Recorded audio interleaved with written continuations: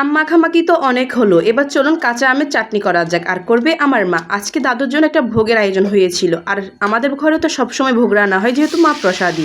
তাহলে চলুন শুরু করা যাক। মা আমের চাটনিটা খুব সাদামাটাভাবে করছে। এই তো ফোড়নে দিল মিষ্টি জিরে আর দিল কিছু শুকনো লঙ্কা। এবারে কেটে রাখা আমগুলো দিয়ে দিল, একটু নেড়ে ছেড়ে এতে অ্যাড করে দিল হলুদের গুঁড়া। আর আপনারা কে কীভাবে আমের চাটনিটা বানান অবশ্যই জানাবে। আমার কাছে কিন্তু এভাবে খুব ভালো লাগে। একটু কষানোর পর মা এখানে অ্যাড করে দিল পরিমাণ মতো পানি।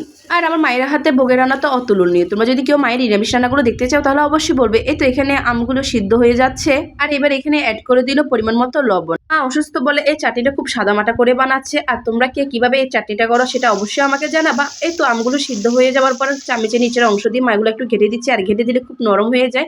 আর এখানে দিয়ে দিচ্ছে স্বাদ মতো চিনি, আর চিনিটা একটু আমার জন্য একটু করে কম দিল, কারণ আমি চিনিটা খুব কম পছন্দ করি, একটু টক ভাবটা থাকলে বেশি ভালো লাগে। এই তো হয়ে গেল মায়ের আমের চাটনি। দেখো দেখতে কতটা ভালো লাগছে।